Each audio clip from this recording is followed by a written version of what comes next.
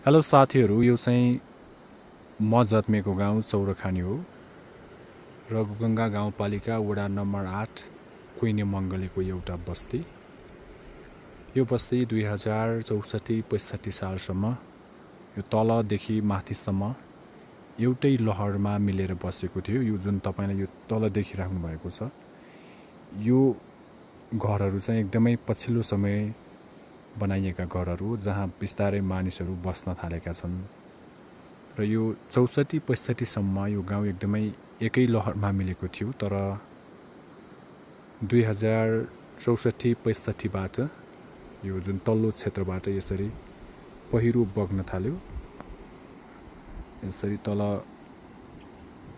राउघाट खोला छ, राउघाट खोलाको छेउबाट बिस्तारै यो भिरालो जमिन भएका कारणले गर्दाखेरि पनि बिस्तारै पहिरो बग्न थाल्यो। र यहाँ सरकारले पनि विभिन्न चरणमा बजेटहरू विनियोजन नगरेको पनि होइन, तर जुन भिरालो भू बनावट रहेको छ, जसले गर्दाखेरि सरकारी प्रयासहरू, स्थानीयवासीका प्रयासहरू चाहिँ त्यति सफल हुन सकेन र बस्ती चाहिँ यसरी छेद विच्छेद भएको छ।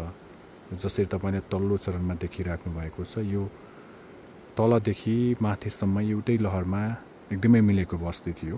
अहिले तल्लो क्षेत्रमा यो घरहरू जीर्ण अवस्थामा रहेको छ। मानिसहरू सबै यहाँबाट बसाइ सराइसकिसकेका छन्। पहिला लगभग 40-45 घरधुरी रहेको थियो, अहिले लगभग 25-26 घरधुरी मात्र रहेको छ। यो बीचको भाग तपाईले जुन देखिराख्नु भएको छ, सबैमा घर थियो। अहिले त्यो घरहरू भत्काइसकेपछि यो अवस्था रहेको छ र घर जति पनि छन् सबै जीर्ण छन्।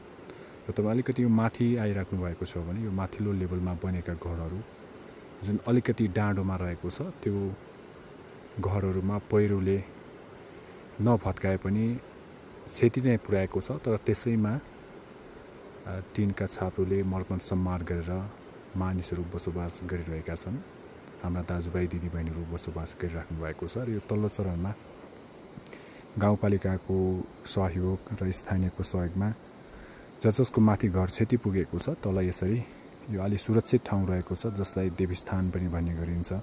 यो ठाउँमा बिस्तारै मानिसहरूले हाम्रा दाजुभाइहरूले घर बनाउने क्रम सुरु भएको छ र कोही चाहिँ बस्न पनि थाल्नु भएको छ। यो हाम्रो देवीस्थान हो। देवीस्थान यो माथिको पुरानो हो र यो तल्लो नयाँ हो, जहाँ हामीले देवीको पूजा आराधना गर्ने गर्दछौँ। यसरी गाउँमुनिको पहिरो अहिले बिस्तारै रोकिने क्रम सुरु भएको छ। केही वर्षदेखि त्यति ठुलो मात्रामा पहिरो गइरहेको छैन।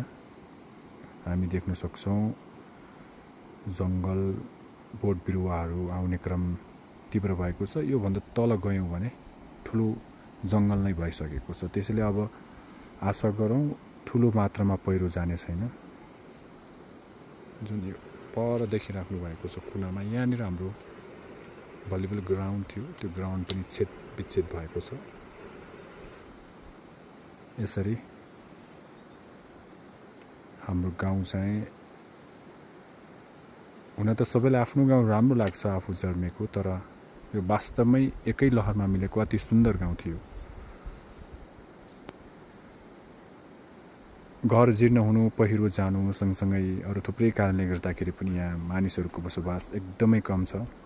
बसाइ सराइ मुख्य समस्या छ, गाउँमा मात्र होइन, नेपालका हरेक ग्रामीण बस्तीहरूमा अहिले बसाइ सराइ मुख्य समस्याको रूपमा रहेको छ। यसरी हामीले आफ्नो गाउँ तपाईहरुको लागि देखाएँ। कस्तो लाग्छ? सुझाव सल्लाह आफ्नो प्रतिक्रिया चाहिँ दिनुहोला। मेरो गाउँ कस्तो लाग्यो?